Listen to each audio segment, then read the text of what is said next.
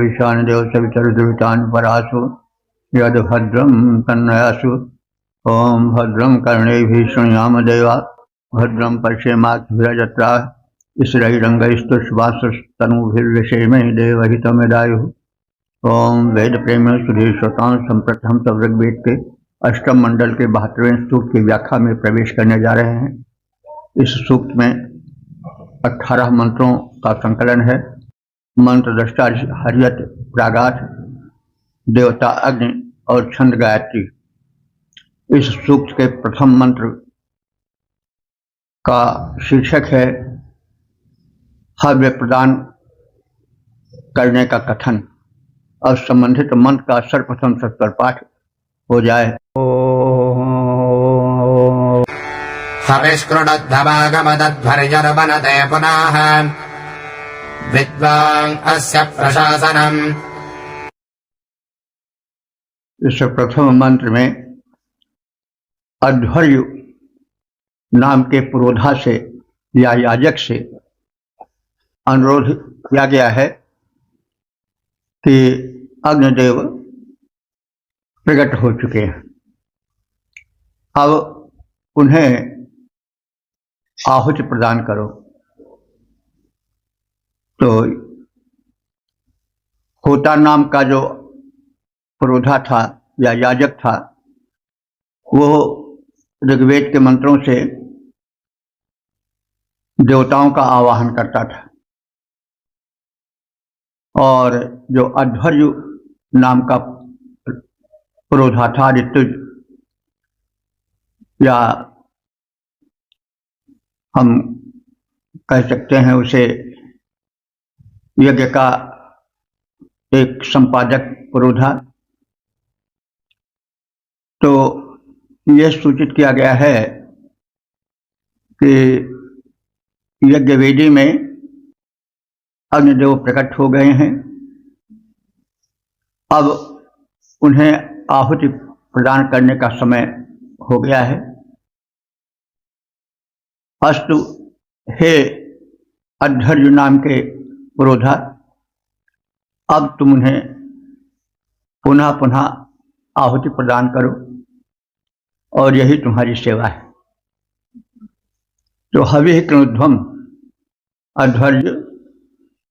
अध्वर्यवः, हे अध्वर्यगण, हविः कृणुध्वम, अब तुम आहुति का संपादन करो, हविष्यान्न को प्रदान करो अग्निदेव को, क्योंकि आगमत, उनका आगमन हो चुका है, उनका आवाहन कर दिया गया है, वे प्रज्वलित हो चुके हैं। और अध्वर्यः, ये अध्वर्यगण अब अग्नि के लिए आहुति प्रदान करें, क्योंकि वे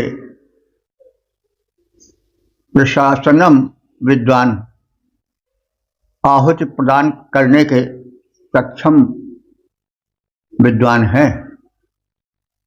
आहुति प्रदान करने में उन्हें विशेष चातुर्य या नैपुण्य प्राप्त है। तो हे याजकों, हे अध्वर्युगण, हवि प्रदान करने की क्रिया अब तुम संपादित करो, क्योंकि अग्निदेव यज्ञ वेदी में प्रकट हो चुके हैं। और जो याजक अध्वर्यु हैं, वे आहुति प्रदान करने में पूर्ण सक्षम हैं, कुशल हैं इस क्रिया में, और वे पुनः पुनः आहुति प्रदान कर अग्निदेव की सेवा करें। अग्निदेवता प्रकट हो चुके, हे याजक अध्वर्यु महान, उन्हें अब करो प्रेम पूर्वक हविष्यान प्रिय पूर्ण प्रदान। ओम 872 देवता अग्नि। शीर्षक अग्नि देव से मैत्री। अब संबंधित मंत्र का सर्वप्रथम सस्वर पाठ हो जाए। ओम नितिग्ममभ्या अंशंसे दद्धोता मनावधे जुषाडो अस्य सख्यम्। जैसे द्वितीय मंत्र में यह कथित है कि ज्वलित अग्नि के सामने बैठने वाले जो पुरोधा हैं, होता और अध्वर्य आदि हैं, वे अग्नि की तीक्ष्ण ज्वाला से प्रभावित नहीं होते, क्योंकि उन पर अग्निदेव की कृपा होती है और वे बैठने के अभ्यासी भी होते हैं। उनसे सख्य हो जाता है, मैत्री भाव हो जाता है अग्निदेव से। तो जो याजक तीक्ष्ण लपटों वाले अग्निदेव के समीप आसीन होते हैं, उनका अग्नि से मित्र संबंध हो जाता है। तो होता तिग्मम अंशुम निषीदत। होता तिग्म माने होता है तीक्ष्ण, अंश माने होता है किरण। तो अग्नि के तीक्ष्ण उठती हुई लपटों से जो अभ्यस्त होने के कारण अथवा अग्नि की कृपा के कारण प्रभावित नहीं होते, वे अग्नि के पास बैठते हैं।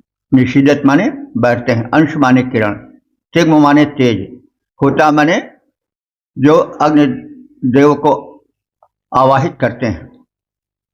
तो होता यज्ञ में अग्नि का आवाहन करने वाले, यज्ञ संपादन करने वाले याजक गण जो अग्नि के पास बैठते हैं, वे तिग्मम अंशुम, वे अग्नि के तिग्म माने तेज, अंश माने किरणों से, लपटों से प्रभावित नहीं होते। अस्य सख्यम मनावधि जुषाणा, इस अग्नि के मित्र भाव को प्राप्त करने वाले हो जाते हैं और उनसे प्रीति हो जाती है अग्निदेव से। यानी अग्नि देवता तो दिव्य देवता हैं जो उनको आहुतियात प्रदान करते हैं, उनसे उनका मैत्री संबंध हो जाता है। वैसे अगर हम सामान्य अर्थ में समझें तो अग्नि के ज्वाल के समीप बैठते बैठते अभ्यासवश अग्नि की लपटें, ऊष्माएं, गर्मी उन्हें प्रभावित नहीं करती है। तो जो याजक तीक्ष्ण लपटों वाले अग्निदेव के समीप आसीन होते हैं, उनका अग्निदेव से मैत्री संबंध हो जाता है और अग्नि की तीक्ष्ण ज्वालाएं उन्हें प्रभावित नहीं कर पाती हैं, क्योंकि वो बैठने के अभ्यासी हो जाते हैं अथवा अग्निदेव की कृपा उन पर हो जाती है। तीक्ष्ण लपट वाले पावक के निकट बैठ जो पाता है, उस याजक का अग्निदेव से सख्य भाव हो जाता है। 8:72-3 देवता अग्नि शीर्षक अग्नि प्रज्वलन का कथन। अब संबंधित मंत्र का सर्वप्रथम सस्वर पाठ हो जाए। अंतरिच्छन् निरञ्जने रुद्रम् परो मनीषया गृभ्रन्ति जिह्वया ससम्। इस तीसरे मंत्र में यह कथित है कि जब अग्निदेव अरण्य मंथन से प्रकट होते हैं तो ऋतुगण उस अग्नि की स्थापना करते हैं यज्ञवेदी में और घृतादि की आहुति द्वारा उसे प्रज्वलित करते हैं, तीक्ष्ण करते हैं। ते रुद्रम जने मनीषया परह इच्छन्ति। तम उस रुद्र रूप अग्नि को यजमान के घर में याजक उत्तम बुद्धि से उनके कल्याण इच्छा से स्थापित करते हैं और अग्निदेव ससम जिह्वया गृह्णन्ति, सोए हुए के समान अग्नि को अपनी अस्तुत से प्रज्वलित करते हैं। जैसे कोई सोया हो तो कोई जिह्वा माने अपनी जिह्वा द्वारा, यानी जिह्वा से निकली हुई प्रार्थनापूर्ण वाणी द्वारा उसे मतलब जगाए और कर्म में लगाए, वैसे जब अग्निदेव स्थापित हो जाते हैं तो याजक गण जैसे सोए हुए को प्रेम पूर्वक जगाया जाए और उठकर क्रियाशील हो जाए, वैसे ही अग्निदेव की स्तुति होती है और वे क्रियाशील हो जाते हैं अर्थात प्रज्वलित हो जाते हैं। याजक गण रुद्र के समान अग्नि को यजमान के घर में उत्तम बुद्धि से स्थापित करते हैं, उनके शुभ के लिए शुभेच्छु बनकर स्थापित करते हैं अग्नि देवता को और स्तुतियां उनकी करते हैं। और स्तुति से सुप्त प्राणी या सुप्त मनुष्य की भांति जागृत होकर अग्निदेव मंत्रस्तुति के माध्यम से प्रज्वलित हो जाते हैं। तो जैसे सोता हुआ मनुष्य रहे उसको प्रेम पूर्वक जगाया जाए फिर अपने क्रिया में लग्न हो जाए, वैसे जो अग्नि सुप्त रहती है अथवा बहुत क्षीण अवस्था में रहती है, वो जब स्तुति की जाती है तो उससे प्रकट होकर धीरे धीरे बढ़ने लग जाती है। तो यह यज्ञ क्रिया का प्रारंभ कैसे होता है, अग्नि का संवर्धन कैसे होता है, आज का कथन है। क्योंकि यज्ञ जब होता था यानी वैदिक युग यज्ञ का युग था, तो उसी का एक कह सकते हैं रूप, जागृत रूप का चित्रण हुआ है। तो अग्नि का प्रकट होना, फिर स्तुति करना, उस अग्निदेव के प्रकट होने पर फिर उसमें आहुति आदि डालना, तो ये जो व्यावहारिक क्रिया होती थी उस व्यावहारिकता को शब्दों से प्रकट किया जा रहा है। अग्नि प्रकट होते थे तो प्रकट होते ही उनकी स्तुति होने लगती थी वेद मंत्रों द्वारा, और फिर घृताहुति आदि दे करके वेद मंत्रों द्वारा उनको प्रज्वलित किया जाता था। फिर आहुति दी जाती थी तो भी स्तुति मंत्रों द्वारा, वेद मंत्रों द्वारा उनमें आहुति डाली जाती थी, और इस प्रकार से यज्ञ क्रिया पूर्ण होती थी। फिर उसके पश्चात उनसे कल्याण आदि की याचना की जाती थी। तो यह सब याज्ञिक प्रक्रिया का अंग था, उसको शब्दों द्वारा प्रकट किया जा रहा है। तो उस समय के ये शब्द हैं, उस समय की ये स्थिति है, तो हमें भी चाहिए कि अर्थ करते समय यह ध्यान में रखें कि अग्नि देवता पहले प्रकट किए जा रहे हैं। अरण मंथन से प्रकट होते पहले उनकी स्तुति की जाती है, स्तुति करके वो प्रकट होते हैं। प्रकट होने पर क्षीण रूप उनका रहता है, फिर आहुति आदि डाली जाती है। तो यह सारी प्रक्रियाएं मंत्र माध्यम से होती हैं, उसी का शब्द चित्र है ये। तो याजक गण रुद्र के समान अग्नि को यजमान के घर में उत्तम बुद्धि से स्थापित करने की इच्छा करते हैं। कि उत्तम बुद्धि का मतलब हुआ कि जो यज्ञ कराने वाला यजमान है उसकी वृद्धि हो, उसके कष्ट मिटे, यह उत्तम बुद्धि है। तो सुप्त अग्नि को मंत्र के माध्यम से स्तुति के द्वारा प्रसन्न किया जाता है और फिर से अग्निदेव प्रज्वलित होते हैं। तो रुद्र रूप उस अग्निदेव को याजक गण जो परम सुजान मंत्र स्तुति से सुप्त अग्नि को करते हुए जयदीप्यमान। ओम 8:72-4 देवता अग्नि शीर्षक जल वर्षक अग्नि। अब संबंधित मन का सर्वप्रथम सस्वर पाठ हो जाए। जाम्यदेतपे धनुर्वजोधा अर्हद्वनम् दृषदम् दिक्पजावधेत। इस चौथे मंत्र में वृष्टि विज्ञान की ओर संकेत है। अग्निदेव प्रकट होते हैं, प्रकट होकर वे मेघ बनकर अंतरिक्ष के माध्यम से विद्युत रूप में मेघों पर प्रहार करते हैं और जल बरसाते हैं। इस प्रकार से जल बरसने से अन्न उपजता है, तो इसलिए अग्नि को अन्नदाता कहा गया है। और जल बरसने के कारण अग्नि ही है, यह तो हम सब जानते हैं। सूर्य भी अग्नि ही है, अग्नि का बृहद रूप है। विद्युत भी अग्नि का बृहद रूप है। और जो आहुति देकर अग्नि प्रज्वलित होता है वो तो अग्नि रूप है ही। तो ये सब वृक्ष में योगदान करते हैं और वृक्ष के माध्यम से अन्न उपजता है। तो इस विज्ञान को हम समझें और इसी को काव्य माध्यम से कहा जा रहा है। तो वयोधा ज्ञान, तो वय कहते हैं अन्न को। देखो, वय के कई अर्थ होते हैं। वय माने अवस्था भी होता है, वय माने एक बया पक्षी भी होता है, पक्षी के लिए प्रयोग होता है शब्द। और वय माने अवस्था भी होता है।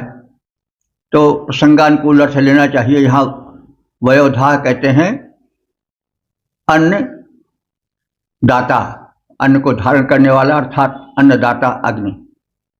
ज्ञान कहते हैं बंधुवत, तो बंधुवत हितैषी अग्निदेव प्रज्वलित होकर के धनु अतितय। धनु देखिए, धनु तो धनुष को कहा जाता है, लेकिन यहां अंतरिक्ष के लिए प्रयोग हुआ है। तो अति तपे, अति तपे माने प्रज्वलित करता है, तपाता है। तो धनु अति तपे, वो अग्निदेव प्रज्वलित होकर के वेदी में ऊंची ऊंची लपटों के माध्यम से अंतरिक्ष को तपाता है। तो अब वेदांत इसीलिए कठिन पड़ जाता है कि धनु, अब धनु शब्द तो हम लोग जानते हैं धनुष के लिए, लेकिन यहाँ अंतरिक्ष के लिए धनुष प्रयोग हुआ है। अब यह कैसे कि धनु माने अंतरिक्ष को धनु कैसे माना जाए? क्योंकि संस्कृत में कोई शब्द निरर्थक नहीं प्रयोग होता है। कुछ न कुछ उसके पीछे उसका रूप या उसका कारण होता है, जिससे धनु शब्द या कोई शब्द बनता है। तो ऐसा प्रतीत होता है कि जो अंतरिक्ष है, हम देखें आकाश, तो जो होता है उसका छोर, वो छोर एक छोर से दूसरे छोर तक जब हम देखते हैं तो जैसे धनुष रहता है, वैसे वह आकाश प्रतीत होता है। तो धनुष कुछ मुड़ा हुआ सा होता है, ऐसे आकाश को देखो तो भी वो गोल गोल ऐसे कुछ मुड़ा सा होता है, वो धनुष की भांति प्रतीत होता है। तो इसीलिए उसका नाम ऋषियों ने रख दिया होगा धनुष, क्योंकि जैसे धनुष कुछ झुका हुआ सा रहता है, जब उससे डोर बांध दी जाती है, तो ऐसे अंतरिक्ष आकाश कुछ झुका हुआ सा प्रतीत होता है। तो इसीलिए अंतरिक्ष को धनुष कह दिया गया होगा। तो जब अन्नदाता अग्नि प्रज्वलित हो जाते हैं, तो वे धनु अति तपे, धनुष छाए हुए अंतरिक्ष को तपा देते हैं, उष्ण बना देते हैं। और वनम अरुहत, और जलारूढ़ हो जाते हैं। यानी जो अंतरिक्ष में मेघ छाए रहते हैं, उसमें विद्युत बनकर के वो समा जाते हैं, विद्युत बनकर उस पर आरूढ़ हो जाते हैं। अग्नि विद्युत जो है वह एक रूपी है, यानी विद्युत भी अग्नि का एक रूप है। सूर्य भी अग्नि का एक रूप है। और गार्हपत्य अग्नि जो हमारे घर में या वेदी में जलते हैं, जो अग्नि जलता है वो भी अग्नि है। तो उस समय वे विद्युत बन करके अग्निदेव आरूढ़ हो जाते हैं मेघों पर, और मेघ और अंतरिक्ष में जो मेघ छाए उन पर आरूढ़ हो जाते हैं। अंतरिक्ष कैसा है? धनुषवत है। तो अन्नदाता अग्नि अत्यंत प्रज्वलित होकर अंतरिक्ष को तप्त कर वहां जाकर विद्युत रूप में मेघों पर समा जाते हैं और मेघों पर प्रहार करते हैं, और इस प्रकार से विद्युत के कारण जल वर्षण होता है। तो कई बार कहा जा चुका है कि विद्युत ना हो तो पानी नहीं बरसेगा। जब विद्युत चमकता है तो उसकी गर्मी से जल जो मेघों में भरा रहता है और आड़ा रहता है वो टपकने लगता है, बरसने लगता है। जैसे कोई मशक में भरे हुए जल को चीर दे, वैसे बिजली उसको चीर देती है। तो यह विद्युत विज्ञान का बड़ा सूक्ष्म रूप है। तो वनम अरुहत, तो वो जो अग्नि है जो तप्त होकर के ऊंची ऊंची लपटें उठाता है बेदी से, वो ताप बन करके मेघों पर छा जाता है। तो वन शब्द यहाँ जो है वो जल भरे मेघों के लिए आया है, जल के लिए आया है। तो भाई वन शब्द तो हम लोग जंगल के अर्थ में जानते हैं, लेकिन वन जो है वो वैदिक रूप में जल के लिए हुआ है। और लौकिक संस्कृत में भी यह जहाँ तहाँ मिलता है। लौकिक ही नहीं, तुलसीदास जी के साहित्य में भी इसको हम देख सकते हैं। तो वनज शब्द कमल के लिए प्रयुक्त होता है। क्यों? वने जायते वनजा, माने बने जले जायते वनजा। तो कवितावली में भी कहा गया है, केवट कहता है कि पाहन ते, मतलब वाहन है बनवाहन है, जल खाई रहा है। मतलब ये हमारी जो नौका है वो वन वाहन माने जल पर सवार रहती है। ये पाहन की तरह कठोर नहीं है, यह जल में हमेशा तैरा करती है और जल के कारण बड़ी नमी रहती है इसमें, इसलिए कोमल है। पाहन ते वन वाहन, हमारी जो नाव है वो पाहन नहीं है बल्कि वन वाहन है, जल पर सवारी करती। तो वन यहाँ देखे तुलसीदास जी ने संस्कृत के भी शब्दों को अपने साहित्य में ऐसा प्रयोग कर दिया है कि वे वैदिक संस्कृत से भी आए हुए लगते हैं और आए हुए हैं भी। तो कहने का मतलब कि वे वन शब्द जो है मूल में तो वैदिक शब्द है, लेकिन यह जो है वो अवधी भाषा में लिखे गए साहित्य में भी तुलसी के जहाँ तहाँ प्रयुक्त होता है। रावण सर सरोज बनचारी, चले रघुवीर शिली मुखधारी। ये तो रामायण का है, लेकिन पाहन ते बन वाहन, काठ को कोमल है जल खाई रहा है। तो ये वन वाहन है हमारी नौका, यानी इसका वाहन क्या है? जल, इसलिए जल खाने से कोमल हो गया है। तो कहने का तात्पर्य है कि वन शब्द जो है अप्रचलित अवश्य है, लेकिन यह संस्कृत में जहाँ तहाँ मिलता है। और तुलसीदास जी जो कि लौकिक भाषा में रचना कर रहे थे, वो भी ऐसे अप्रचलित शब्दों का प्रयोग जहाँ तहाँ किए हैं।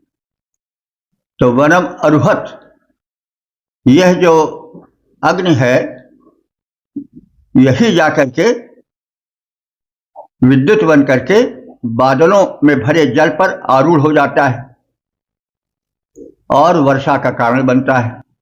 जिह्वया दृष्टम अवधीत, और ज्वाला से मेघ को मारता है, यानी विद्युत की ज्वाला द्वारा, विद्युत की चमक द्वारा मेघ मारा जाता है, प्रहारित होता है। और उस मेघ के प्रहार पर जो विद्युत द्वारा होता है जल बरसता है।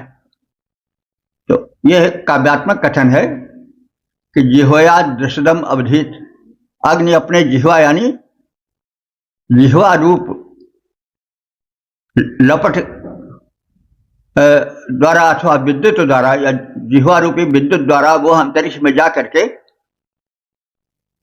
मेघों को मारता है। दृष्टम, मेघों को अवधीत माने प्रहारित करता है। जैसे कोड़ा लगाया जाए किसी को, तो ऐसे मेघों पर कोड़े की तरह यह विद्युत पड़ती है और पानी बरसने लगता है। विद्युत है क्या? अग्नि है। तो अग्नि जो है वेदी में जल रहा, वह जल बरसाने में भी काम आता है। ये वैज्ञानिक तथ्य का प्रकटीकरण है। पानी कैसे बरसता है और मेघ कैसे बनते हैं। मेघ में जल भरा रहता फिर भी क्यों नहीं गिरता है। मेघ में जब विद्युत चमकती है तो उसके प्रहार से मेघ से जल बरसने लगता है। तो यह सब एक वैज्ञानिक वर्षा विज्ञान से जुड़ा हुआ मंत्र है। तो हम इससे ऋषियों की सूक्ष्म बुद्धि का और वर्षा विज्ञान का ज्ञान प्राप्त करते हैं। अन्नदाता अग्नि अत्यंत प्रज्वलित होकर अंतरिक्ष को तृप्त कर वहां जाकर विद्युत रूप में मेघों पर सवार हो जाता है और उन पर प्रहार कर पृथ्वी पर पानी बरसाता है। परम प्रज्वलित हुआ अग्नि ही, जो वेदिका में परम प्रज्वलित है, तो परम प्रज्वलित हुआ अग्नि ही बना अन्नदाता है और विद्युत बन घन पर प्रहार कर पानी बरसाता है।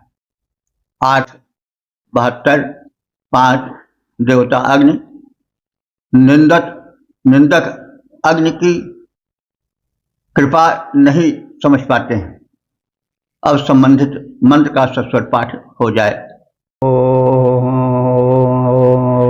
चरन् वत्सोरुषन् निहनिदातारन्न विन्दते वेदिस्तोतव अम्ब्यम्। इस 5वें मंत्र में कहा गया है कि अग्निदेव की कृपा उपासक गण ही प्राप्त कर सकते हैं और जो उपासक नहीं है, निंदक हैं, वे अग्नि की कृपा के पात्र नहीं बन पाते हैं। तो वही अग्नि उपासना को आप दूर तक देखें। हमारे उदर में भी अग्नि है, जठराग्नि बनकर। उसमें अगर हम आहुति डालेंगे, सही आहुति डालेंगे, अन्न की भोजन सही करेंगे तो अग्नि की कृपा प्राप्त करेंगे।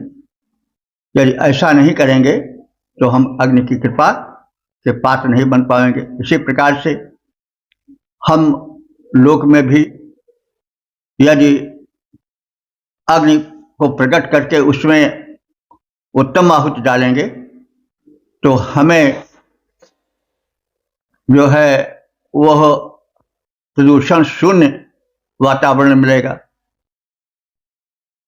वाहनों में भी अग्नि है, तो जब अग्नि प्रकट होते हैं वाहनों में, स्कूटर या कार में, तो उसमें जलाया क्या जाता है, चर्बी वाला ये जो है पेट्रोल या डीजल, ये सब कालांतर से, युगांतर से जो धरती में लाशें पशु प्राणियों की दबती आई, तो उनके भीतर की जो चर्बी थी वही पेट्रोलियम बन गए। धरती आज की तो है नहीं, अरबों खरबों साल से है। प्राणी बड़े बड़े लंबे चौड़े जो थे वे इसमें दबते गए, मरते गए और उनकी चर्बी जो है वो पेट्रोलियम, मिट्टी का तेल इसीलिए कहा जाता था पहले कि भाई मिट्टी के तेल जलाओ। पहले तरह तरह के तेल होते थे वनस्पतियों के, लेकिन जब अंग्रेजों के समय में मिट्टी का यह तेल आने लगा तो उसको लोग मिट्टी का तेल कहते थे, मिट्टी से निकलता था। और जो डायनासोर का युग था उसमें तो बड़े बड़े प्राणी होते थे। कहा जाता है कि डायनासोर अपने चंगुल में दबाकर हाथी को लेकर उड़ सकता था। यानी उनका आकार कितना बड़ा था। तो आज से 25 करोड़ साल पहले डायनासोर के होने की बात कही जाती है। उस समय मनुष्य नहीं था। और अगर डायनासोर होते तो मनुष्य पैर फिर नहीं पाता है, ऐसा भी हो सकता है।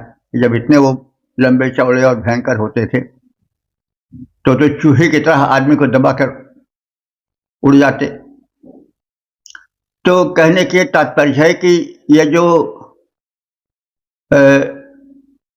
पेट्रोलियम है जिसे हम जलाते हैं, यह चर्बी से बना है।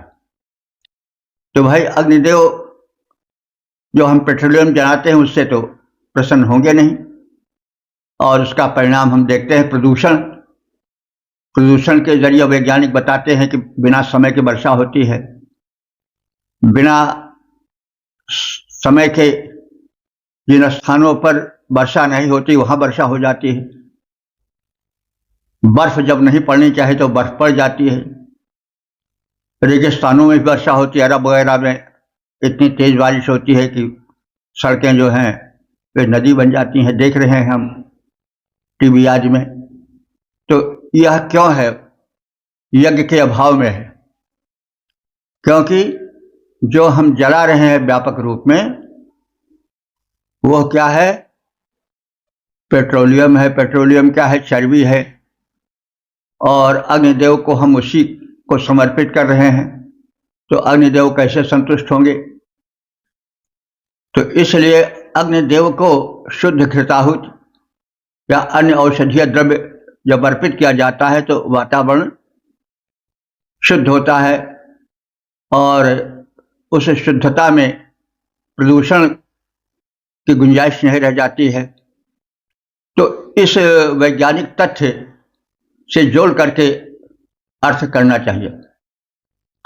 तो यहां पर यह कहा जा रहा है कि अग्नि जब प्रकट होता है वेदी में तो वो कैसा लगता है, और जब वो लपट बन जाता है, लहराने लगता है तो कैसा प्रतीत होता है। वत्सः चरण, जैसे बछड़ा उछलता कूदता है वैसे लपटों से युक्त जो अग्नि है वो पवन के संसर्ग से बछड़े की तरह उछलता कूदता दिखाई पड़ता है, और पुरुषन माने तेजस्वी दिखाई पड़ता है। यह निदातारम न विदन्ते, लेकिन इसको निदातारम में जो निंदित करते हैं, जो इसके अनुकूल आहुति आदि नहीं देते हैं, उनको इन अग्निदेव की कृपा नहीं प्राप्त होती है। अस्तोतवे अभव्यम वेति, यह अस्तुत करने वाले भक्त अस्तुता के ऊपर कृपा करता है, जो इसको आहुति शुद्ध औषधीय प्रदान करते हैं। तो वेदी यज्ञ वेदी में जलता हुआ तरुण अग्नि पवन के प्रसंग से हिलता डुलता है, बछड़ी की तरह उछलता कूदता प्रतीत होता है, तेजस्वी बना रहता है। लेकिन प्रार्थना करने वाले स्तोताओं की वो कामना करता है, यानी उसकी स्तुति हो और उसको जो हव्यान्न प्रदान किया जाए वो शुद्ध हो। कोई भी निंदक अग्नि के विरुद्ध वाणी निकालने वाला, व्यवहार करने वाला अग्निदेव की कृपा कदापि प्राप्त नहीं कर सकता। तो बछड़े जैसा चपल अग्नि तेजस्वी जब बन जाता, उसे भक्त प्रिय निंदक नर हैं प्राप्त नहीं कर पाता। ओम 8:72-6 देवता अग्नि शीर्षक अग्निदेव का रथ। अब संबंधित मंत्र का सर्वप्रथम सत्तर पाठ हो जाए। उदान्वस्य जन्महदश्वाभद्योजनम् बृहत् दामारथस्य ददृशे। इस छठे मंत्र में यह प्रकट किया गया है कि अग्निदेव देवदूत हैं, देवों तक पहुंचते हैं, तो ऐसी अवस्था में उनका रथ भी दिव्य होना चाहिए। तो इसे आलंकारिक भाषा में कहा गया है। तो अग्नि का रथ जो है बड़ा दिव्य है।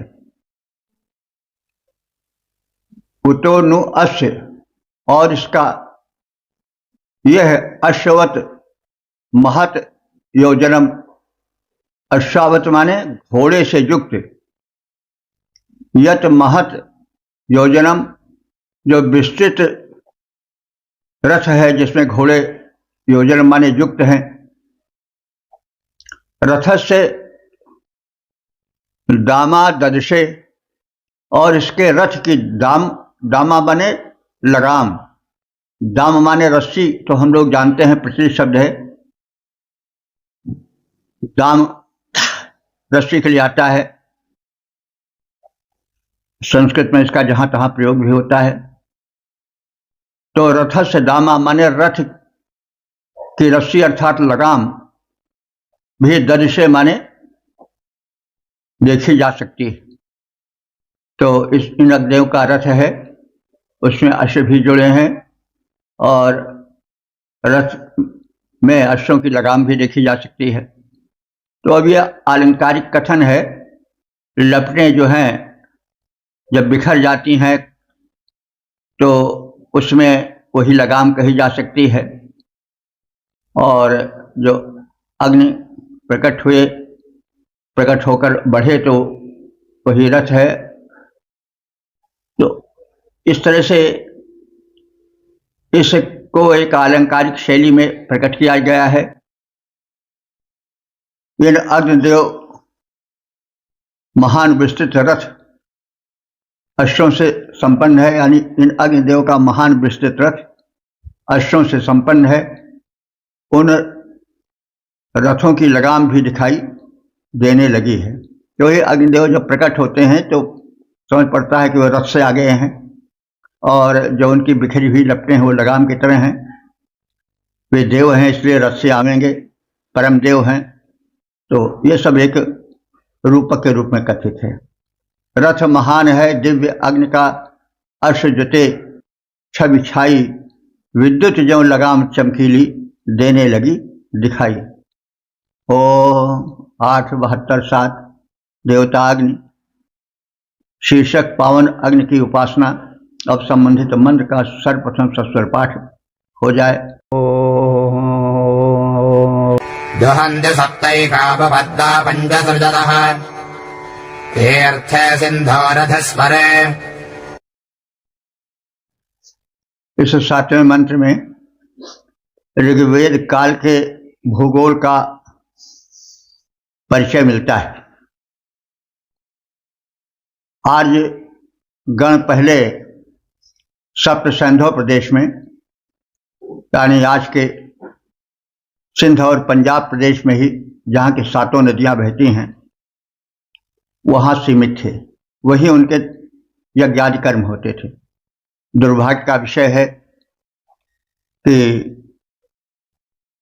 वेद भूमि आज पाकिस्तान में है, जहाँ वेद के मंत्रों का दर्शन किया गया, ऋग्वेद के मंत्रों की रचना हुई, वह भूमि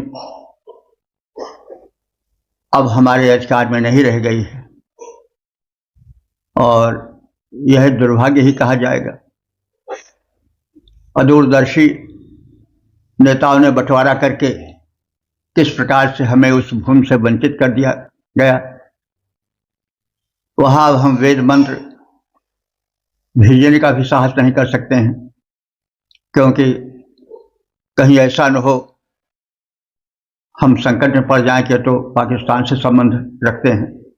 तो कहने का मतलब ये कालक्रम कहें या दुर्भाग्य कहें। तो इस मंत्र में सप्त सैंधव प्रदेश में जो यज्ञ होता था उसकी स्पष्ट झांकी मिलती है। सप्त एकाम दुहंती, 7 मिलकर एक को दुहते हैं। इसका मतलब हुआ कि 7 ऋतुज यानी पुरोहित याजक गण मिल करके एक ही अग्नि का दोहन करते हैं, यानी अग्नि को विस्तृत करते हैं अथवा अग्नि को काष्ठ से निकालते हैं। जैसे कोई दुह करके दूध निकाले, वैसे आरण्य मंथन करके अग्नि को निकाला जाता है। सप्त एकाम ध्वंत 7 ऋतुजगण मिलकर एकाम माने एक अग्नि को दुहकर निकालते हैं अरण्य से। और द्वापंच सिंधु तीर्थेश्वरे, द्वापंच माने 2 और 5 अर्थात 7। सिंधु हमारे नदियों के तट पर जो तीर्थ तुल्य हैं, वहां तीर्थेश्वरे माने पवित्र वेद मंत्रों के स्वर उच्चारण के साथ उसे ऊंचे स्वर से गाते हैं, अग्निदेव को प्रसन्न करते हैं। और अन्यों को भी ऐसा करने को प्रेरित करते हैं, क्योंकि कोई सत्कर्म करता है तो उससे प्रेरणा लेकर के दूसरे भी सत्कर्म करते हैं। इसी प्रकार से दुष्कर्म भी कोई करता है तो उससे प्रेरित होकर लोग दुष्कर्म भी करने लगते हैं, क्योंकि देखे देखा पुण्य और देखे देखा पाप, ये तो प्रसिद्ध ही मुहावरा है। तो 7 ऋतुज मिलकर एक का ही दोहन करते हैं, मानी एक ही अग्नि को प्रकट करते हैं। और 2 और 5 अर्थात 7 नदियों के पवित्र तीर्थ तुल्य पावन तट पर स्तोत्रागण उच्च स्वर में अग्नि का स्तोत्र गान कर उनकी प्रार्थना करते हैं और अन्यों को भी ऐसा करने हेतु प्रेरित करते हैं। सप्त सिंधु तट पर आकर के मिलकर ऋतुज 7 दुहते एक अग्नि को होवे यजन कार्य शुरुआत। तीर्थ तुल्य तट पर करते हैं स्तोत्रों का गान, अन्यों को भी प्रेरित करते हो उनका कल्याण। ओम 872 8 देवता अग्नि शीर्षक वृष्टि में अग्नि का योगदान। अब संबंधित मंत्र का सर्वप्रथम सस्वर पाठ हो जाए। आदशभिर्विवस्वत इन्द्रः कोशमचच्चवेत खेदजात्रव्रता दिवः। इस 8वें मंत्र में यह कथित है कि अग्नि का वृष्टि में योगदान है। यजमान के 10 अंगुलियों द्वारा अग्निदेव प्रकट होते हैं मंथन के माध्यम से और उनको आहुति दी जाती है, तो वे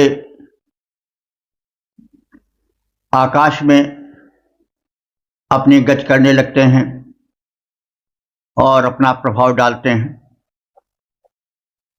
और अपने 3 रंगों वाली रश्मियों से, 3 रंगों वाली मतलब एक धूप वाली यानी धूमैली धूम वाली, और दूसरी जो है वो सुनहली, और तीसरी उज्जवल यानी कुछ उज्ज्वलता लिए हुए जो उनका रूप होता है लपट का, उसके द्वारा वो पृथ्वी में जल रूप होकर वृष्टि का कारण बनते हैं। तो अंगुलियों का योगदान और अग्नि प्रकट करने में तथा अग्नि का विद्युत आदि रूप में फैल करके वृष्टि आदि में योगदान, इन सबको इसमें प्रकट किया गया है। विवस्वतः 10वीं इंद्र यजमानों के 10 अंगुलियों से पूजित होकर अग्नि ने कोशम दिवह त्रिवृता खेदया आ अचितवीत, मेघ को आकाश से अपनी 3 रंगों वाली रश्मियों से पूर्ण रूप से विदारित करके जल रूप में गिरा दिया। यजमान के 10 अंगुलियों से पूजित होकर अग्नि ने मेघ को आकाश से अपनी 3 रंगों वाली रश्मियों से पूर्ण रूप से विदारित करके विद्युत रूप में विदारित करके पृथ्वी पर जल रूप में जल को गिरा दिया।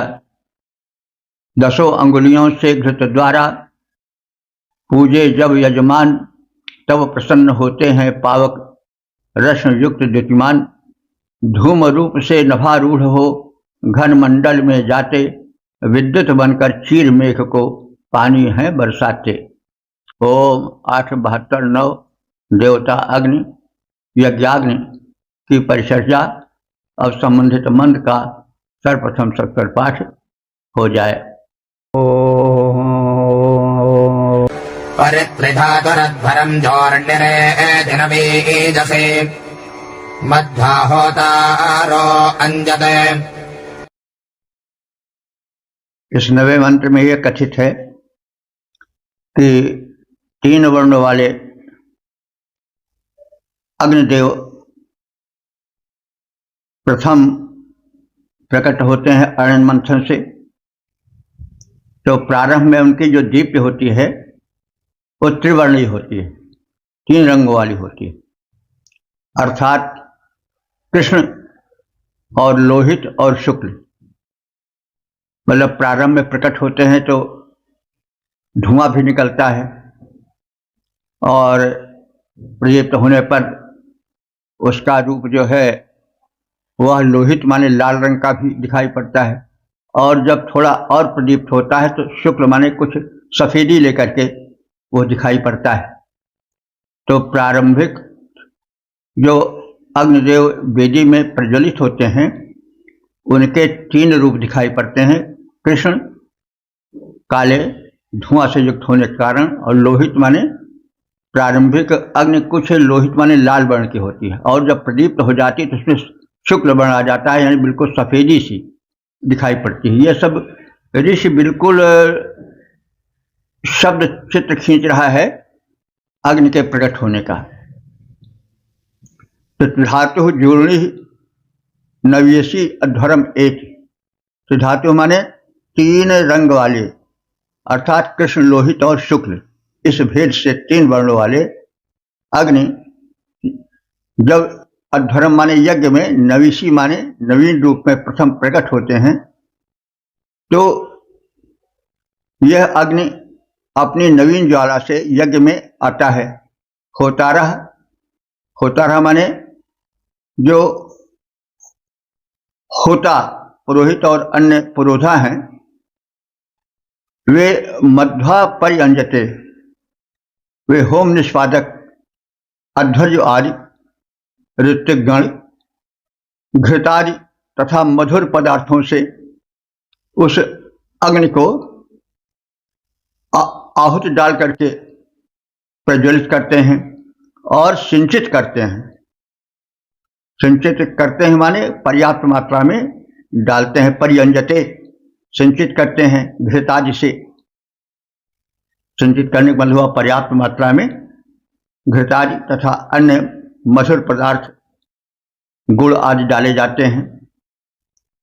तो कृष्ण लोहित और शुक्ल इन 3 रंगों वाले अग्नि अपनी नवीन ज्वालाओं से यज्ञस्थल पर प्रकट होते हैं और होम निष्पादक अध्वर्य आदि ऋत्विकगण घृतादि की आहुतियों द्वारा अग्नि को सभी ओर से सींचते हैं, यानी पर्याप्त मात्रा में उसे आवश्यक घृतादि से सींचते हैं, यानी उसको प्रदान करते हैं। अग्नि त्रिवर्णी नवल दीप्तिधर यज्ञ भूमि पर आते ऋत्विकगण घृत से सिंचित कर उन्हें प्रदीप्त बनाते। ओम 872-10 देवता अग्नि शीर्षक वृष्टि में अग्नि का योगदान। अब संबंधित मंत्र का सर्वप्रथम सत्तर पाठ हो जाए। सिञ्चन्ति नमसा पदमुच्चाचक्रम् परिज्मानम् नीचेन भारमक्षितम्। इस 10वें मंत्र में यह कथित है कि जिन अग्निदेव को पुरोधा अध्वर्य आदि ऋत्विज घृतादि से सिंचित करते हैं वे अग्निदेव वृष्टि के कारण बनते हैं। तो इस वैज्ञानिक तथ्य को रूपक के माध्यम से काव्य भाषा में प्रकट किया गया है। अवतम उच्चा चक्रम। तो यज्ञ देवता जिसके ज्वालाओं का चक्र ऊपर घूमता है, अवतम कहते हैं यज्ञीय देवता, अग्नि के लिए आया है। उनका उच्चा चक्रम माने ज्वाला रूपी ऊंचा जो चक्र है वह परिजमानम माने चारों ओर घूमता है, और वही आकाश में जाकर के पानी बरसाने का कारण बनता है, वृष्टि का कारण बनता है, और वह मेघों में भरे हुए जल को नीचे पृथ्वी पर बरसाता है। तो अग्नि की वे लपटें जो अध्वर्युओं द्वारा घृतादि आहुतियों से सींची जाती हैं, वे ही अग्नि की ज्वालाएं ऊपर उठ करके वृष्टि का कारण बनती हैं और मेघों के बंद कपाट को खोल देती हैं। ये आलंकारिक कथन है। यज्ञीय देवता जिनके ज्वालाओं का चक्र ऊपर होता है, यज्ञीय देवता अग्निदेव जिनके ज्वालाओं का चक्र ऊपर घूमता है, जो चारों ओर से व्याप्त है, यानी जो यज्ञ करने से ऊंची ऊंची लपटें उठती हैं, वे सूक्ष्म रूप से जाकर के अंतरिक्ष में छाए हुए बादलों में मिल जाती हैं और उनका चक्र ऊपर घूमता है, यानी वो ऊर्ध्वगामी बनती हैं। तो ये देखिए, केवल एक ही घर में यज्ञ नहीं होता था। ऋग्वेद काल में यज्ञ के विषय में राजाज्ञा होती थी कि प्रत्येक घर में प्रभात काल में यज्ञ कर्म हो।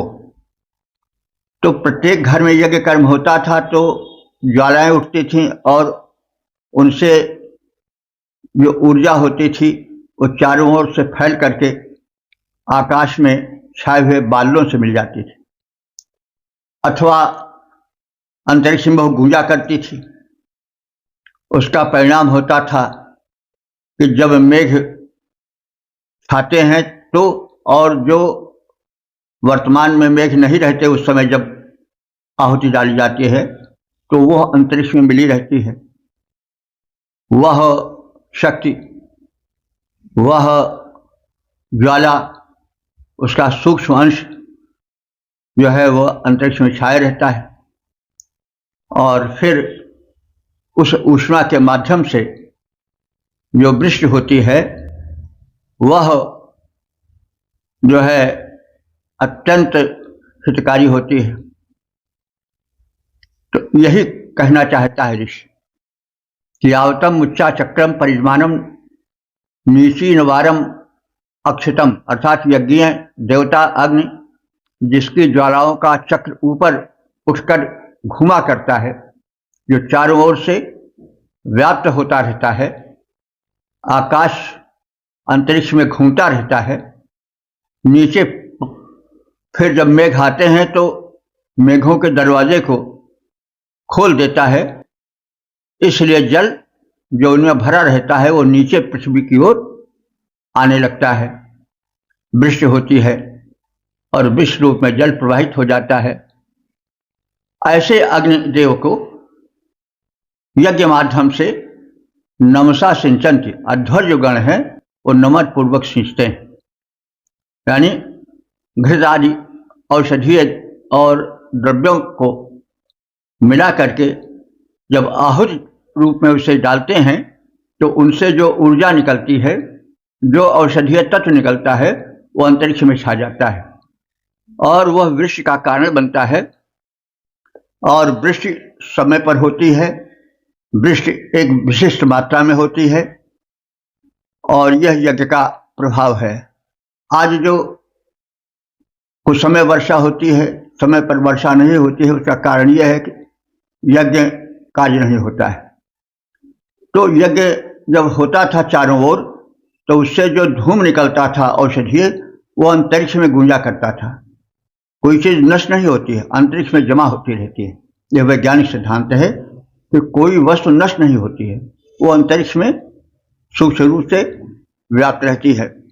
तो जब अंतरिक्ष में मेघमंडल आते हैं तो यह ऊष्मा जो होती है यज्ञ की, उनको समय पर वृष्टि करने के लिए बाध्य कर देती है और मानो बादलों के कपाट को खोल देती है। जैसे दरवाजा खोल दिया जाए कोई चीज उसमें से जो हो वो निकले घर से, वैसे ही जो बादलों में भरा जल होता है वह वृष्टि के लिए तत्पर हो जाता है।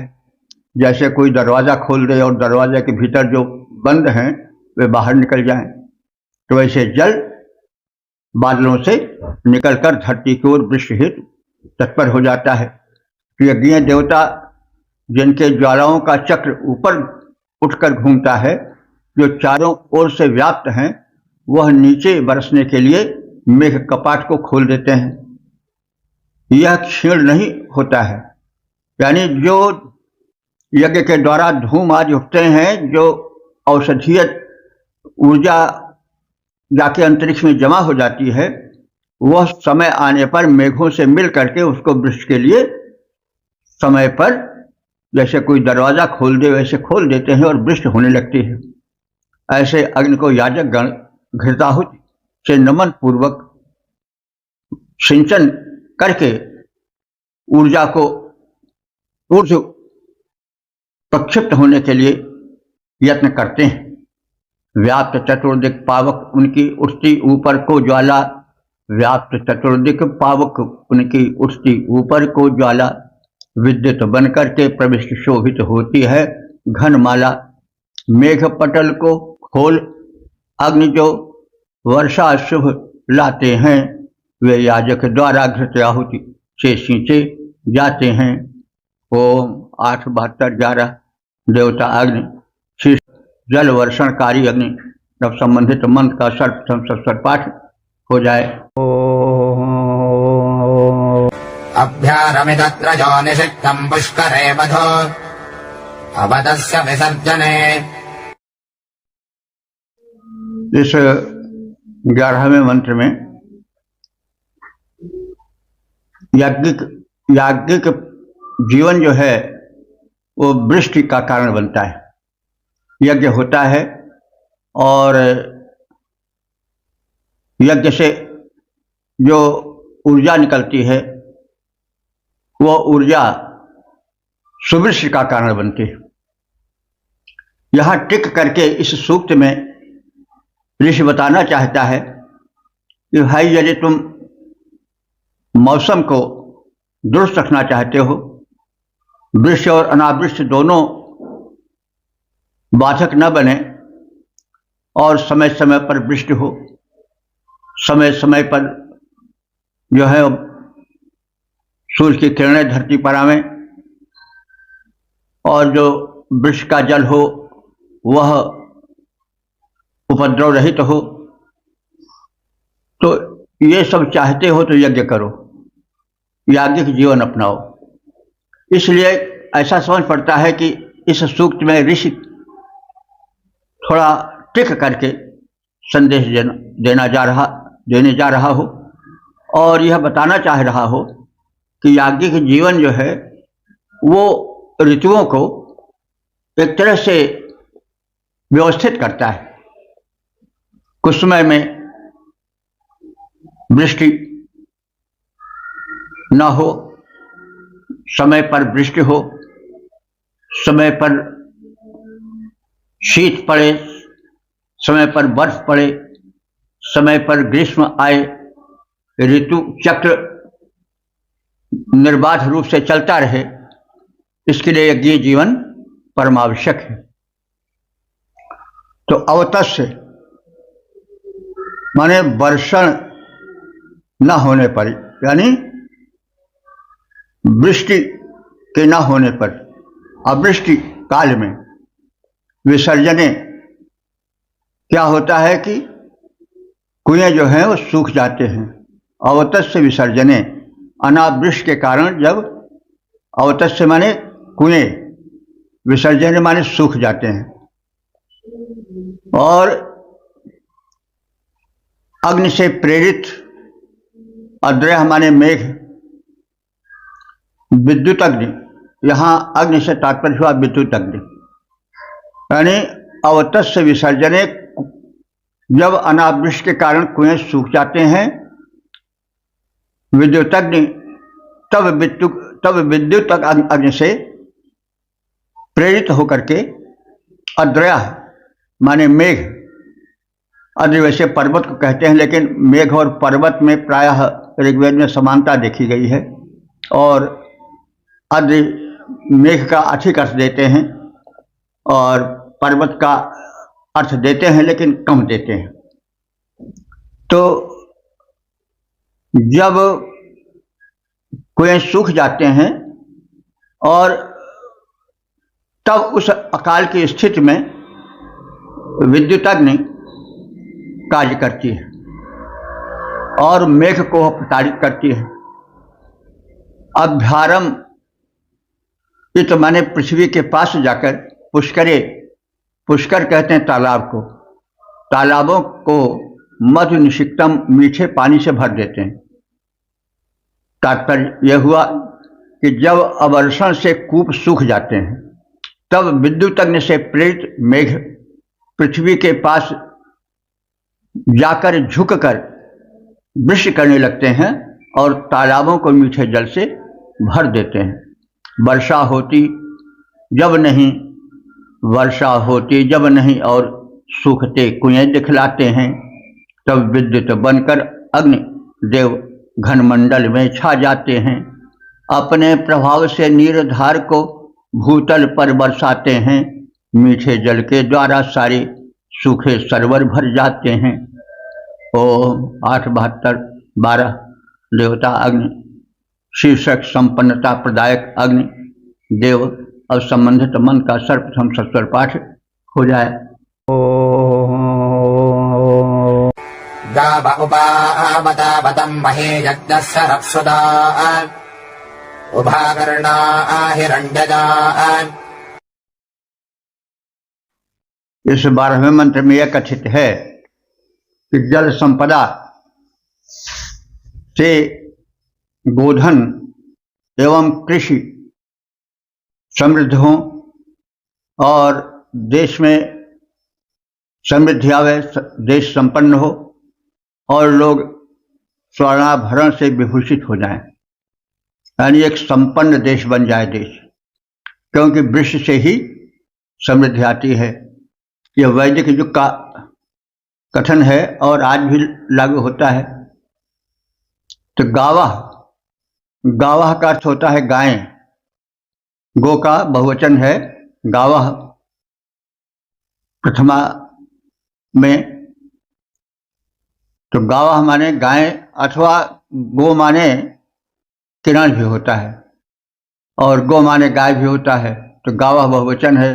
तो गावाह माने गायें अथवा सूर्य की किरणें। आवतम उप आवत, आवत कहते हैं तालाब को, तालाबों के निकट आए। यज्ञ से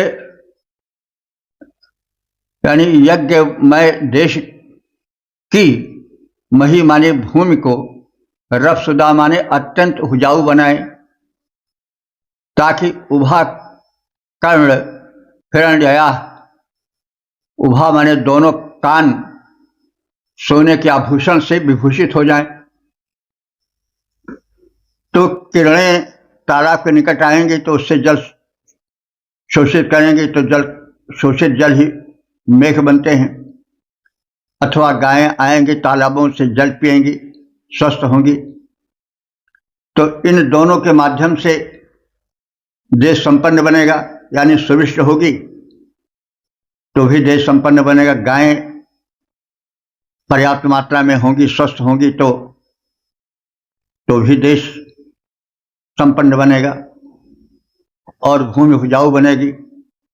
वृष्टि होगी तो भी भूमि उपजाऊ होगी सुविष्ट में, और गायें रहेंगी तो भी भूमि उपजाऊ होगी, क्योंकि गायों से ही गो शब्द जो है स्त्रीलिंग और पुल्लिंग दोनों में प्रयुक्त होता है।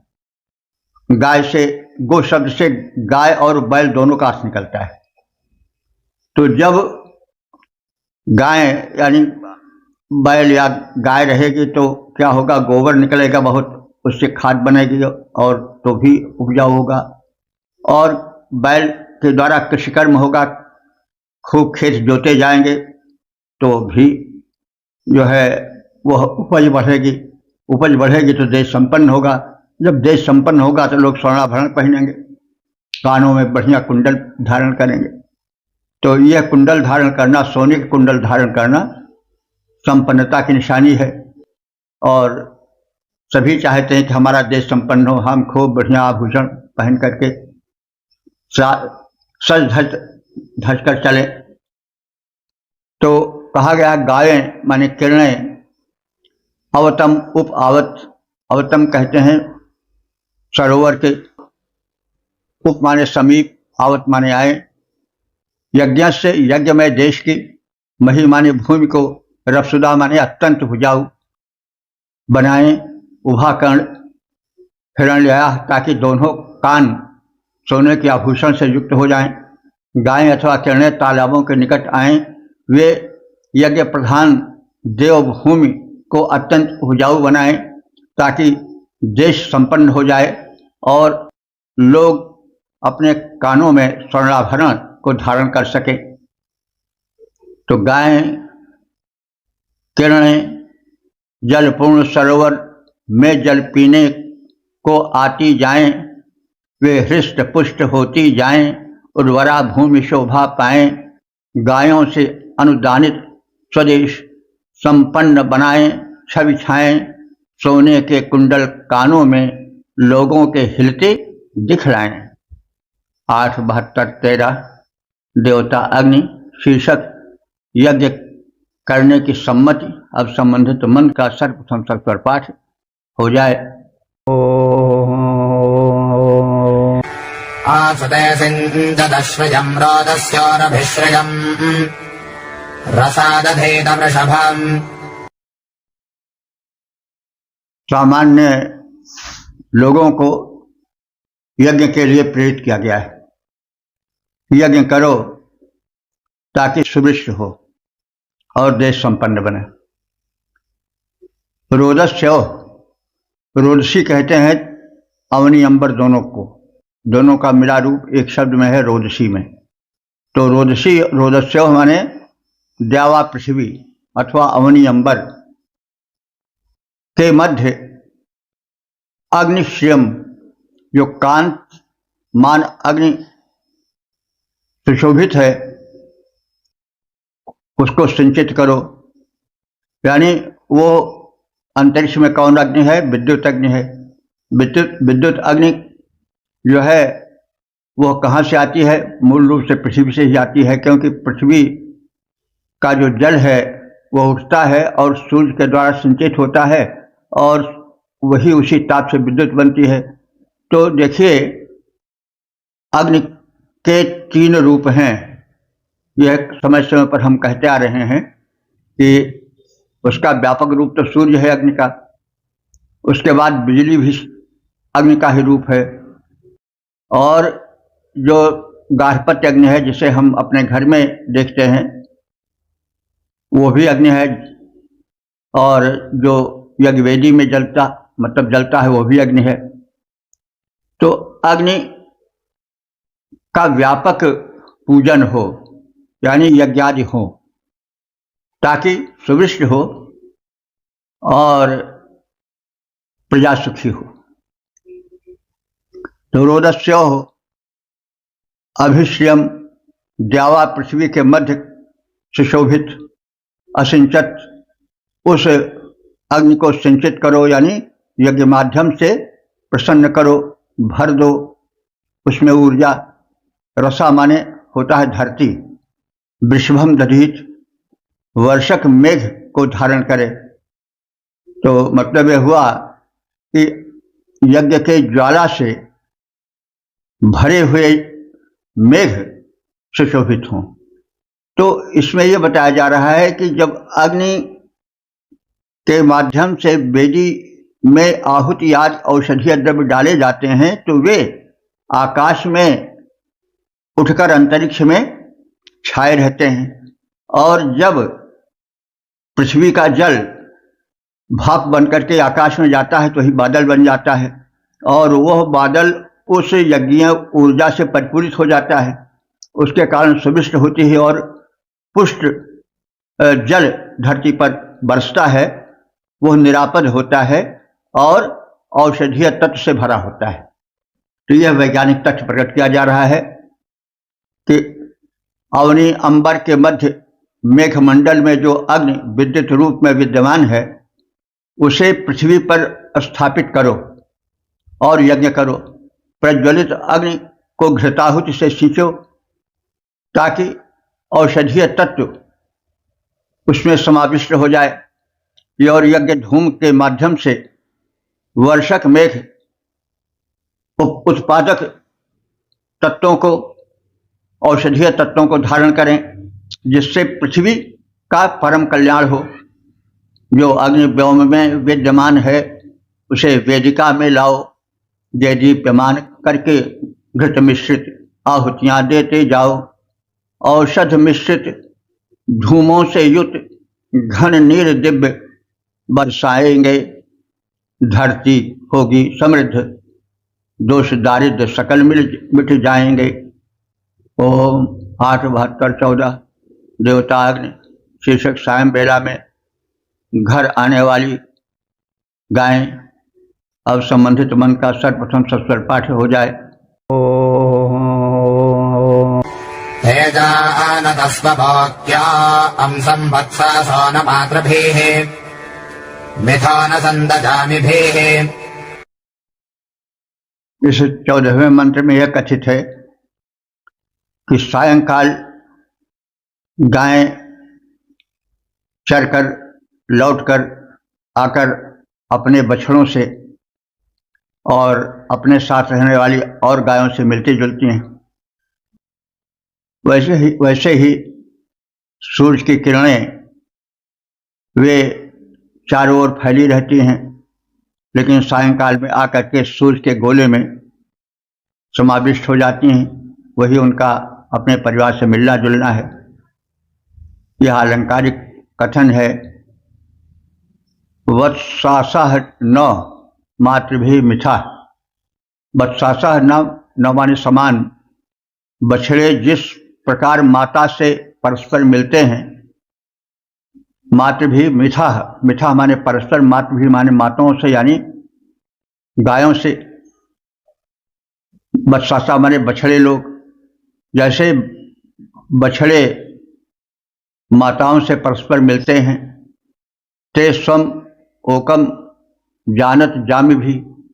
वे स्वम माने अपने, ओकम माने आश्रय स्थल, निवास स्थल, जानत माने जानते हैं, जाते हैं, और जामि भी माने अपने भाई बिरादरों से मिलते हैं। तो गायों के भाई बिरादर गायें होंगी। और सम न संतः, और उनका इस प्रकार से सम्मिलन होता है। तो इसको हम इस प्रकार से भी कह सकते हैं कि गो माने गाय भी होता है, गो माने किरण भी होता है। तो किरणें जो कि दिन में चारों ओर फैली रहती हैं, तो सायंकाल में आकर के वे अपने मूल स्थान जो है सूर्य का गोला है उसमें सिमट कर मिल जाती हैं। और उसकी उपमा वैसे दी गई जैसे बछड़े जो बाहर से चरने आज के लिए देखे जाते हैं और वहाँ आकर सायंकाल अपने परिवारों से यानी वही भाई बिरादरी से, बछड़ों से, गायों से मिल जाते हैं। वैसे सायंकाल सूर्य की किरणें जो चारों ओर फैली रहती हैं वो अपने गोले में समा जाती हैं। तो वही उसी का एक अलंकारिक कथन है यह। बछड़े जिस प्रकार गायों से जाकर मिलते हैं और उसी प्रकार सूर्य की किरणें चारों ओर फैली रहते हैं और जाकर के रविबिंब में और उन्हीं किरणों से मिलती हैं और अपने बंधु बाधाओं से मिल करके प्रसन्न होती हैं। बछड़े गायों से मिलते हैं, मिलती बछड़ों से हैं गाय, वे सभी परस्पर प्रीत युक्त वासस्थल पर मिलती जाएं। ओम 8-72-15 देवता अग्नि शीर्षक अग्नि द्वारा मानवहित और संबंधित मंत्र का सर्वप्रथम सस्वर पाठ हो जाए। उपस्रक्मे शबक्षदः कृण्वते धरुणम् दिवे इन्द्रे अज्ञानमस्वाहा। इस 15वें मंत्र में यह कथित है कि अग्नि के द्वारा जो वेदी में जलती है, प्रदीप्त होती है, जिसमें आहुतियां डाली जाती हैं, वो अग्नि और जो सूर्य रूप में बृहद अग्नि है, ये दोनों मिलकर वृक्ष का कारण बनती हैं और पृथ्वी को धन धान से संपन्न करती हैं और उपज के रूप में समृद्ध रूप में दृश्यमान होती हैं। तो स्वेषु वत्सवः अरुणम दिव्य उपकृण्वते, मुख में डाली गई हवि अग्नि अंतरिक्ष में पहुंचता है। कहने का मतलब जिस अग्नि के मुख में आहुति डाली जाती है, औषधीय द्रव्य डाले जाते हैं, वे सूक्ष्म रूप से अंतरिक्ष में पहुंच जाते हैं। इंद्रे अग्नि नमः स्वः, इंद्र माने इंद्र और अग्नि के आश्रय से ही पृथ्वी का अन्न और प्रकाश होता है। नमः माने अन्न भी होता है, तो जान ले नमः माने नमस्कार भी होता है, नमः माने अग्नि भी होता है। इंद्र और अग्नि के सहयोग से नमः माने अन्न और स्वः माने प्रकाश, दोनों का प्रसार होता है। तो यह कैसे? इंद्र जो है सूर्यवाची भी है। सूर्यो व इंद्र या इंद्रो व सूर्य, ऐसा भी काशिका ग्रंथों में कहा गया है। तो इंद्र जो है सूर्यवाची भी है। तो सूर्य और माने यह जो सूर्य है वो अग्नि है, लेकिन द्विलोकीय अग्नि है। द्विलोक में जो चमकता है वह सूर्य रूपी अग्नि, और जो धरती पर प्रकाशित होता है, प्रज्वलित होता है वेदी में, वह अग्नि, दोनों मिलकर पृथ्वी का कल्याण करते हैं, उसे अन्न धन संपदा से और प्रकाश से भर देते हैं। तो मुख में पड़ी औषधीय हव्य को, मुख में पड़ी औषधीय हव्य को, आहुति को अग्नि जलाकर सूक्ष्म रूप से अंतरिक्ष में पहुंचा देता है। इंद्र और अग्नि के माध्यम से पृथ्वी का कल्याण होता है। यह कैसे? इंद्र सूर्यवाचक भी है।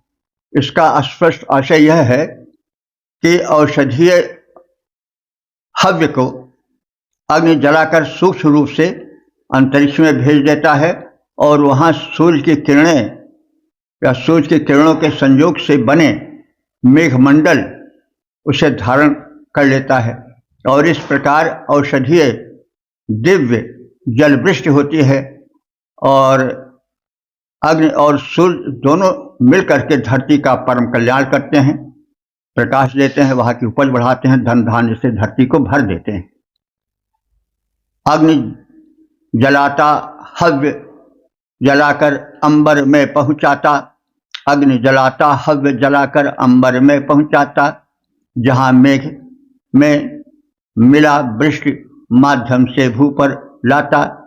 इंद्र अग्नि दोनों मिलकर धरती का हित करते हैं, दोनों अन्न आयु के द्वारा सारा दुख हरते हैं। ओम 8-72-16 देवता अग्नि शीर्षक यज्ञोपासना की पूर्णता का कथन और संबंधित मंत्र का सर्वप्रथम सस्वर पाठ हो जाए। अधक्षत्यक्षेमिषमोर्जम् सप्तपदे भरिः सूर्यस्य सप्तरश्मिभिः। इस 16वें मंत्र में सूर्य रश्मियों और यज्ञीय प्रक्रिया और वेद की स्तुतिवाणी से लोक कल्याण का कथन है। अरिह अरिह कहते हैं वेगवान पवन को। अब वैसे देखिए, यह शब्द तो केवल शत्रु के लिए ही आज समझा जाता है और शब्दकारी पवन के अर्थ में, पवन के शब्द, इस शब्दार्थ में कोई बोधन नहीं होता है कि यह पवन का पर्यायवाची है। तो अरिह माने शब्द करने वाला वेगवान पवन। तो हो सकता है कि जो दुश्मन होता है वो बड़े जोर से चटक करके शब्द करके दौड़ता रहा हो। तो पहले जब लोग क्रुद्ध होते थे तो बड़े जोर से चटक करके, डांट करके शब्द करते हुए दौड़ते रहे हों। तो अब उसको तीव्र गति वाले पवन से जोड़ दिया गया हो और उसी पर रूढ़ हो गया हो। तो यहाँ तो अरि का अर्थ है कि गर्जने वाला वेगवान पवन। सूर्य से रश्मि भी, सूर्य की 7 किरणों के अश्वों द्वारा पिपुषी मिशम पुष्टकारक अन्न, ऊर्जम सप्तपरीम, सशक्त सप्तपरी यानी 7 वाक्य वाले ऋचाओं के प्रार्थना मंत्रों के उच्चारण का कथन है। तो वायु ने सूर्य की 7 रश्मियों से पुष्ट हुए अन्न एवं रस का दोहन किया। यज्ञीय परिक्रमा के अंतर्गत 7 पद वाली वाणियों वेद मंत्रों के संयोग से ऐसा हुआ। माने सूर्य की रश्मियों ने कल्याण किया, पवन ने कल्याण किया, और यानी जैसे सूर्य की 7 रश्मियां निकली तो उससे पृथ्वी के जल का दोहन हुआ और उससे मेघ बना, और पवन ने उसे आकाश में संचरित किया और इस प्रकार से वृक्ष का एक वातावरण बना और उससे लोक कल्याण हुआ। तो वायु ने सूर्य की 7 रश्मियों से पुष्ट हुए अन्न एवं रस का जल का दोहन किया। यज्ञीय प्रक्रिया के अंतर्गत 7 पद वाली वाणियों से वेद मंत्रों के संयोग से ऐसा किया गया। मतलब वेद मंत्रों के माध्यम से जो उसकी एक तरंग निकलती है उससे भी वृष्टि और वातावरण के शोधन की भूमिका बनती है। तो वेद मंत्रों का बड़ा महत्व है। शब्दों के संयोजन से जो एक गुणन होता है, जो ध्वनि होती है, वो भी प्रभाव डालती है वायुमंडल पर। इसीलिए वेद मंत्र बड़े अनिवार्य कहे गए हैं। वो एक विज्ञान है, मंत्र विज्ञान है, जो अपने शब्दों के एक विशेष संयोजन से एक स्वस्थ वातावरण बनाता है। उसका वैज्ञानिक महत्व है। इसलिए वेद मंत्र का उच्चारण बहुत आवश्यक होता है। तो वायु ने सूर्य की 7 रश्मियों से पुष्ट हुए अन्न एवं रस का दोहन किया। यज्ञीय प्रक्रिया के अंतर्गत 7 पद वाली वेद वाणियों से, वेद मंत्रों से यह संयोग पुष्ट किया गया। वायु और रवि रश्मि ने किया मिलकर पुष्ट सदन। उसमें रस का किया संचरण हुआ शक्ति संपन्न। हुई यज्ञ प्रक्रिया सुपूरित वेद मंत्र उच्चारण 7पदी मंत्रों के द्वारा हुआ सुकृत विलक्षण। ओम 8, 72, 17 देवता अग्नि सोमरस की महत्ता और संबंधित मंत्र का सर्वप्रथम सत्वर पाठ हो जाए। ओम सोमस्य मित्रावरुणादितासो राददे तदातुरस्य भेषजम्। इस 17वें मंत्र में सोमरस की उपयोगिता और उसके औषधीय गुण का कथन। मित्रा वरुणो, हे मित्र और वरुण देव, सूर्य से उदिता सोमस आददे, सूर्य उदय पर बल कारक सोम रूपी औषध को हमने तैयार किया है। तत् आतुरस्य भेषजम, वह आतुर माने रोग से पीड़ित के लिए दवा रूप है। हे मित्र और वरुण देव, सूर्योदय पर हम बल कारक रोग निरोधक सोमरस तैयार करते हैं। यह सोमरस रोगियों के लिए औषध रूप है। सूर्योदय पर हम करते बलदायक सोम सरस तैयार रोगग्रस्त के लिए सोमरस सुंदर सफल सिद्ध उपचार। 8, 72, 18 देवता अग्नि शीर्षक अग्नि की ऊंची उठती लपटें और संबंधित मंत्र का सर्वप्रथम सस्वर पाठ हो जाए। पदम हर्यतस्य निधान्यम् परिज्ञान जिह्वयादनत। यह 18वां मंत्र जो इस सूक्त का समापन वाला मंत्र है। इसमें यज्ञ वेदी में प्रज्वलित अग्नि गगन में जाता है और गगन स्पर्शी बन करके लोक कल्याण करता है।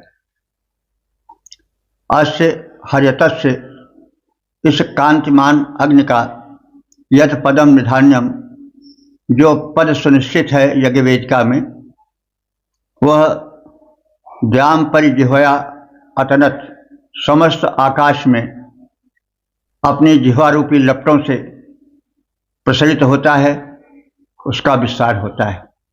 यानी यज्ञवेदी में ज्वलित अग्नि की जब ऊंची ऊंची लपटें उठती हैं तो वे आकाश में अपने प्रभाव से एक कल्याणकारी औषधीय तत्व बिखेरती हैं। इस आलोक संपन्न अग्नि का जो यज्ञ वेदिका का सुनिश्चित स्थान है, वहाँ आसीन होकर वह अपनी ज्वाला रूपी जिह्वा का गगन में विस्तार करता है। तो उसकी लपटें उसकी जिह्वा हैं।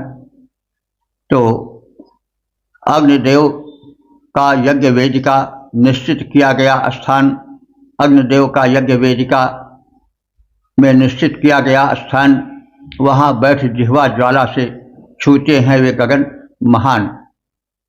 तो इस प्रकार से हम सब ने ऋग्वेद के 8वें मंडल के 72वें सूक्त के 18 मंत्रों का संक्षिप्त ज्ञान प्राप्त किया।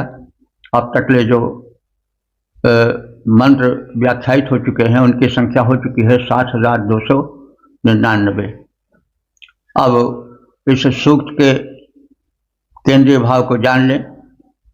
इस सूक्त में अग्निदेव की महत्ता और विशेष करके यज्ञ में प्रज्वलित अग्नि की महत्ता का कथन किया गया है। यह वर्षा विज्ञान से विशेष संबंधित है। इस सूक्त में से यह स्पष्ट होता है कि ऋषि कृषि प्रधान देश में वर्षा विज्ञान के पीछे यज्ञ प्रारूप सक्रिय रहता है। यज्ञ यदि होता रहे तो वृष्टि और मौसम नियंत्रित रहेगा, समय पर वृष्टि होगी और अनावृष्टि या अतिवृष्टि हानि नहीं होगी, क्योंकि दोनों हानिकर हैं, अनावृष्टि और अतिवृष्टि। तो वृष्टि नियंत्रित रहेगी और इस प्रकार से कृषि प्रधान देशों में वृष्टि का व्यवस्थित होना परम आवश्यक है। यह बताना चाहता है ऋषि, और यह बताना चाहता है कि यज्ञीय जीवन बिताओ। यज्ञीय जीवन होगा तो जल ही जीवन है, और जल हमको आकाश से मिलता है। आकाश में यज्ञीय जो धूम जाकर के सूक्ष्म रूप से फैला रहता है, और जब मेघ छा जाते हैं तो उनमें वह अंतरिक्ष में फैला हुआ सूक्ष्म यज्ञीय का औषधीय रूप जल के साथ धरातल पर आता है और उससे जो वनस्पतियां होती हैं, औषधीय जल होता है, वह जीवन के लिए परम कल्याणकर होता है। इसलिए यज्ञ करना आवश्यक है और मेरे विचार से भी यह आवश्यक है।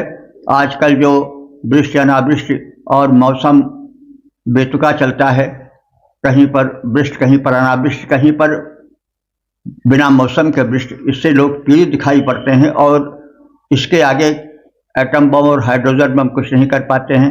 बड़े बड़े देश जो हैं वो कहीं बर्फ की मार से, कहीं वर्षा की मार से पीड़ित हैं, वे कुछ नहीं कर पा रहे हैं। तो इसके लिए एकमात्र उपाय है यज्ञशील जीवन।